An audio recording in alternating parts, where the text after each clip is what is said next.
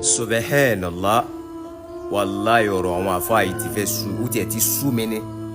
Kí ló dé tẹ́ fi ń sọ àwọn ọ̀rọ̀ tí ò make sense, tí ò mú làákàyè lọ́wọ́ báyìí?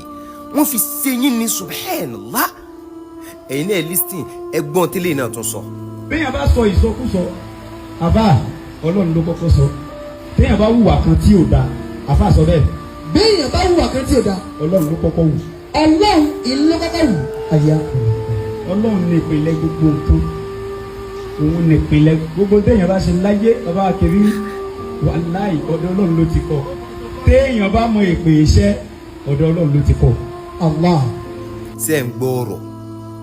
Ṣé ẹ gbọ́ nǹkan tí àfáà yìí ń sọ lẹ́nu? Ṣé a'udhu billah, àwọn wo náà ń sọ fún àwọn wo ní jòkó gbọ́ wọn gan? Ọlọ́run ló kọ́kọ́ ṣìṣe kéèyàn tó ṣìṣe, gbogbo nǹkan tí yẹn bá ṣe Ọlọ́run ló kọ́kọ́ ṣe subhanallah. A'udhu billah, àwọn wo gan ní jòkó gbọ́ nǹkan táwọn pípù yìí ń sọ?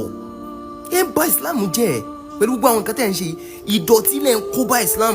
Àwọn tí ò ń ṣe Islam tó bá wà máa gbọ́ àwọn nǹkan yìí, how would they even feel? They keep spreading false news about Islam. Are you guys not? Ẹ̀yin gbàdá listing sáwọn nǹkan tẹ́ ẹ sọ yẹn ni. Kété ti pé kẹ́ ẹ listing sí kò fẹ́ sí kiri yìí ń bẹ́ẹ̀ ni tó fi di wípé gbogbo àwọn nǹkan tẹ́ ẹ ń sọ yìí ẹ̀ ń ronú ẹ̀ kàn ń sọ gbogbo ẹ̀ ní subhanallah. Ibo la ti rí àwọn àfáà yìí?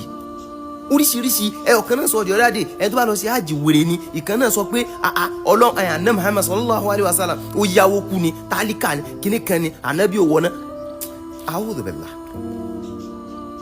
Bá a sì à ń bò ká, à ń ṣe kíní kan lẹ́ tún bò ká, à ń gé yín lọ́wọ́ ẹ tún bò ká. A'udhu billah, ẹ gbọ́ nǹkan náà ní délé náà sọ, odidi Ọlọ́run ti kọ́kọ́ sí àṣìṣe.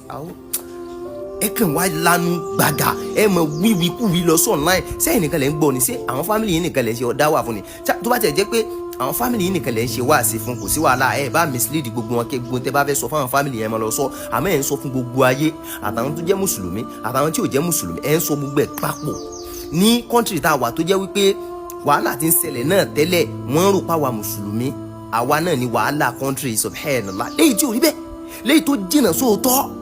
Ẹ̀yin àfáà kan tó wá wà tó yẹ pé wọ́n pè ń sóde, ẹ gba microphone, ẹ rọ́rọ̀ ọ̀rọ̀ tútù, àwọn ọ̀rọ̀ tí wọ́n kẹ́kọ̀ọ́ látara rẹ̀ ẹ̀ ń rí sọ, àfi kẹ́ ẹ máa wí ìwíkúwí. Gbogbo tí ń lọ nínú kọ́ńtírẹ́ǹsì wọ́n ń rò wípé àwa tá a jẹ́ mùsùlùmí náà ní problem, ẹ rọ́rọ̀ sọ sí yẹn, ẹ rọ́rọ̀ sọ sí yẹn subhanallah. Ẹ ń dojú ti Islam, ẹ sì ń dojú ti gbogbo àwa tá a jọ ń ṣe, kódà ẹ ń dojú ti Ọlọ́run àti Ànábì Muhammad sallallahu alayhi wa sallam. Ẹ lọ jáwọ́ náà àwọn nǹkan tẹ́ ń ṣe yìí. I have said this time to that number wípé generation tá a wà yìí cruise ni, generation cruise ni la wà yìí. Lówó àwọn nǹkan tẹ́ ń sọ yìí kì í ṣe rúùsì náà máa ń sọ like ayé àtijọ́ náà máa ń sọ àwọn nǹkan yìí in the 80s 90s náà ti máa ń sọ tó yẹ pé bẹ́ẹ̀ bá sọ àwọn yẹn ní Allahu Akbar, nísìnyí bó bá sọ àmọ́ fún ọ lépè ni o. Tọ́ Ọlọ́run àkọ́ àwọn ṣe subhana rabbika.